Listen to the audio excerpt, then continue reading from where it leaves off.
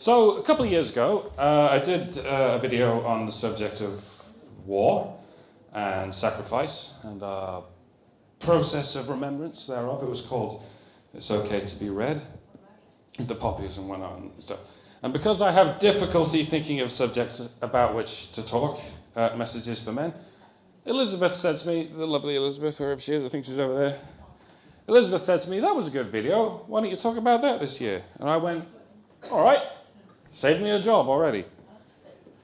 And then later on that day, it occurred to me that I know bugger all else about that subject. It took 30 years just to figure out what the poppies were about. So I can't really go much deeper, so to speak, but that does leave us with the option of going broader, if you will. There's a form of traditionalist argument, if you can call it that unlike most trad connery, does teeter beyond the realm of, doing weird stuff for its own sake. And it's related to the anthropic principle insofar as it's the ought that you can get from that is. Which is a thing, yes. I'm talking about the idea that if we've been doing something forever, we should keep doing it.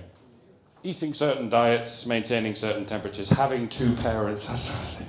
If evolution made it, only evolution can unmake it. No one can affect evolution in their own traceable family's lifetime, let alone their own. So until we invent that magic science ray that can accelerate evolution in an individual specimen, we are stuck with certain parameters, and we have some wiggle room within others. Like, you don't have to eat meat, but it can help. You do have to drink water, though. Bromine will not work. Mercury will not work. I mean, it'll work its way down, all right, but it's done. It's bad news bears. That's another way. There are some truths that are not just chemical, but elemental. Stay away from arsenic and polonium and fluorine. But get plenty of magnesium and zinc. I learned that tonight. There are some rules which are going to stay with us for as long as we are humans, broadly speaking. And some where the jury's kind of out. It's all rather unpredictable and all rather fascinating if you're a bit of a nerd. How does nature happen? And how does it not happen? How does the duck-billed platypus manage to not happen while nature's happening all around it? And sloths! How are they still alive? This is going all cheesy stand-up bit, but you'll like it. What is the deal with sloths? But it is weird. We've got bloody great rhinos and leopards over here going extinct. Meanwhile, you've got this floppy osteoporosis monkey over here.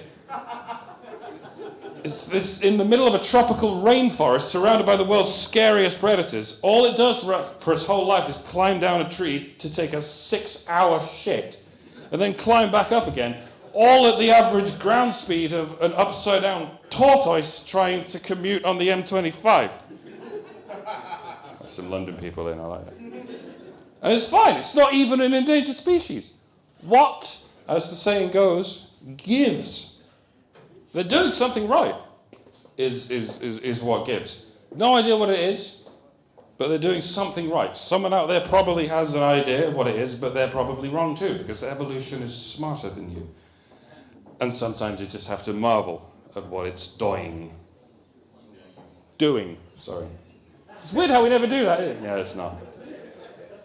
Point! I need one of those. Males fight. Quite a lot. Sounds like a stereotype, but in the animal kingdom it is very, very true, especially in mammals. One should clarify as close to the offset as possible that it is not a moral judgment to notice patterns in the natural world. As I just outlined, everything in nature is explained anthropically. It is there because it is able to be there. When you see mountain goats going all head-butting the skulls out of each other on the side of a mountain, you sometimes can't help but think, good God, would you calm down with yourself? You're going to have some as I have. I don't know why you say it in an Irish voice, but you would. Do we even know what would happen if goats didn't headbutt the skeletons out of each other? What would goats be like if they didn't do that? Goat hipsters is what you get. Do you guys want goat hipsters? Because that's how you get goat hipsters. Yeah, as I said, all of nature is essentially a dog licking its junk. It is because it can. It is there because it is able to be there. But that's not the end of it, of course. It never is. For one thing, it leaves us with why is it able to be there? Why do males fight? Why do males of the same species fight each other?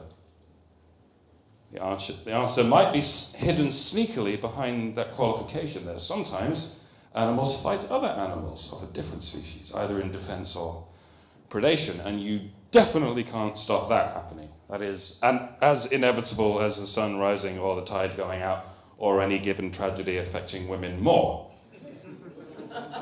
Maybe males of the same species fight each other because that gives them practice at fighting other animals, for the same reason the young of many animal species exhibit play fighting, because it gives them practice at real fighting. All of this is, of course, an evolutionary advantage. So, fighting, we're okay with that, kind of. There's an evolutionary reason for fighting, and it makes perfect sense.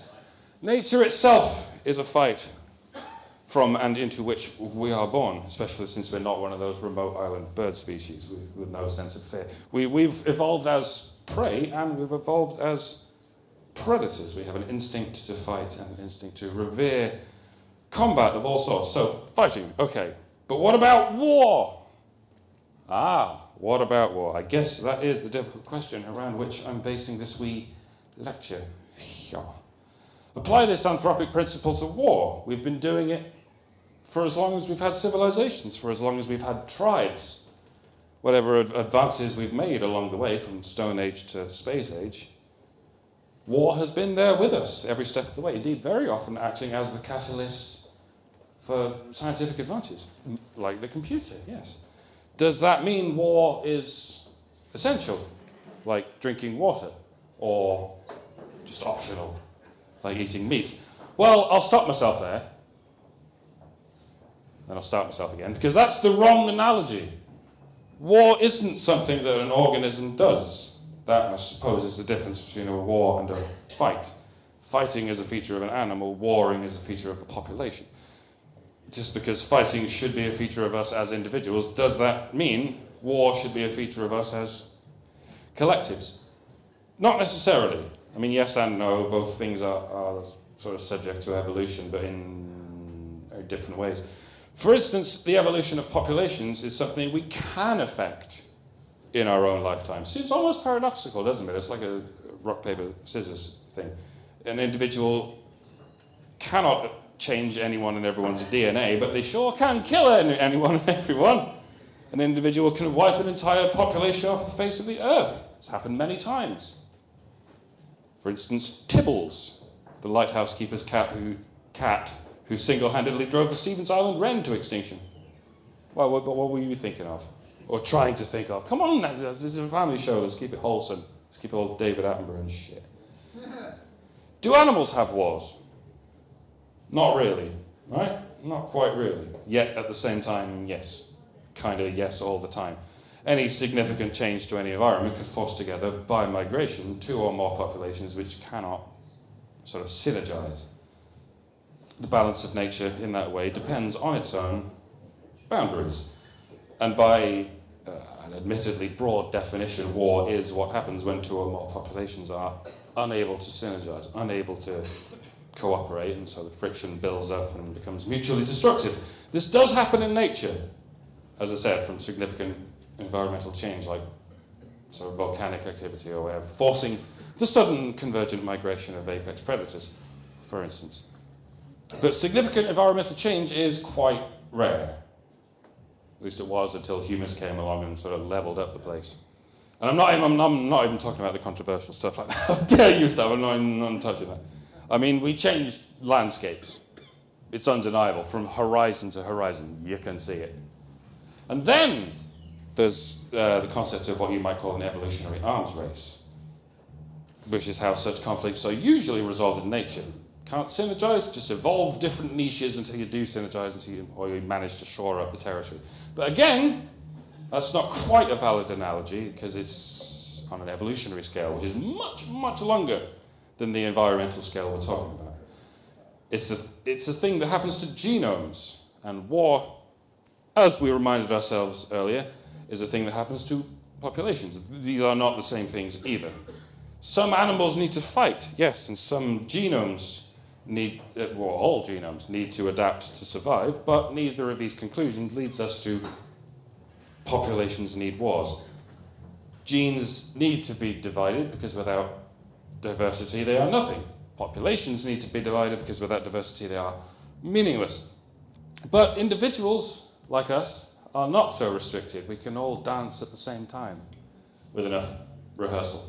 And then go back to living our lives just like that. We can go in and out of this sort of infinity of chaos as and when we put our minds to it. As you may have noticed, I've been optimistically pointing all my eggs in the direction of the basket labelled, "No, we don't need war." And I think I've just about scraped my way there, but it's still just taking the optimistic choice, essentially. For all I know, maybe war really is every bit as necessary to our adaptive survival as individual combat. Maybe we're like giant redwood trees. If you put out all the forest fires, you actually endanger the giant redwoods. They need natural forest fires to occur at their typical frequency, because forest fires tend to clear out everything except the redwoods, giving them a lot more space and sun and all that. A fire's not really a war, but it's sort of similar imagery. The problem with boundaries, right? I'm going somewhere with this, don't worry. The problem with international borders, right, is sometimes they have land disputes. If there's a bit of land on the border and both countries want it to do different things with it, that creates tension that wouldn't exist if there were no borders. Right, you just have one global state deciding what to do with that bit of land. There will be no argument, there will be no dispute. So how would you even know you're doing the right thing if you never even have an argument about it? Whereas if you've got two or more parties involved, adding information, so comparing findings, kicking the ball around, as it were, you'll have at least a better chance of getting closer to the right answer. Hashtag not all. Obviously, there are exceptions. I'm not going to tell you Korea is better off the way it is, and they've been intellectually enriched by that demilitarized zone. Sometimes it really is an insoluble situation with a genuine madman on one side of it. But most of the time, there is no obvious objective argument when it comes to who gets the land, what is the right thing to do for this land. But at least it's a question we ask ourselves. It's a muscle that we sort of flex every now and again, if only to stop it from atrophying. In a globalist one-party state, that muscle just rots right off, because there's no longer any such question as who gets the land. Big Brother gets the land. There is no wrong thing to do for this land except that which we have not been told to do. So there's a sound argument to be made for having borders. There's a sound argument to be made for having armies. If you don't have an army, you don't have a border. You just have a bluff. So you need a border, you need an army, you need fighting. Does that mean we need wars? No. I think it is still a no. What am I saying? We should have armies but never have wars? Yes. If we're talking we shouldn't ever start wars, but let's not be so naive as to assume they're never going to happen. The military arts are like the martial arts. They're supposed to be for self-defense. Don't be too surprised if the Ministry of Self-Defense is up to something untoward. Anyway, it's healthy for its own sake to be ready and able to protect oneself and to protect one's loved ones, with force if necessary. I'm afraid it is one of those do as I say, not as I do situations. I am far from being able to defend myself. I've just been coasting on this sort of drunken surrogate confidence. But there are some people, a lot of people, who thrive on this sort of thing. There are people who join the army because they want to, and not because they like spilling their enemy's blood, but because they have a passion for the military arts, perhaps a position of responsibility and the sense of reward that comes with it. For some people, it comes as naturally as dick jokes come to me, I suppose. And most of these people are men. Huzzah! We're finally on topic. Well, we've got a minute and a half. All right. Because it is a men's issue. What do we do about war? Will it benefit men if we all got rid of our armies? Probably not. Would it benefit men if we went the other way, did the opposite thing and cranked up the war to 11? Definitely not. Conclusion, I don't know. I don't know if we need war or not. I mean, I don't know to what degree we need war in general, or at any given time. For matters as serious as this, I defer to professionals, people who have a much better chance of knowing what they're talking about than I do. Same with science. I actually don't know that outer space exists. I rely on astronomers and astronauts and the complicated things they are able to measure. And it doesn't bother me that most of the astronauts are white, or Chinese, or that one North Korean guy that no one knows about. But yeah, the same goes for the military. There are people I rely on to do the fighting and to figure out whether or not to fight because I suck at it. I suck at both things. Luckily, there are people who I trust to do it, and it doesn't bother me that most of them are men. What? Apparently it doesn't bother anyone. Not even the feminists. No one's trying to get women into 50% of the infantry roles. No, we're all fine and dandy with it. Okay, good. Well done, everyone. We are not quite at the end of days just yet. Give yourselves a round of applause, ladies and gentlemen. Not doomed. Not doomed just yet. And probably not tomorrow either. I will drink to that as I make my way off stage, and thank you very much for coming out tonight. Holler!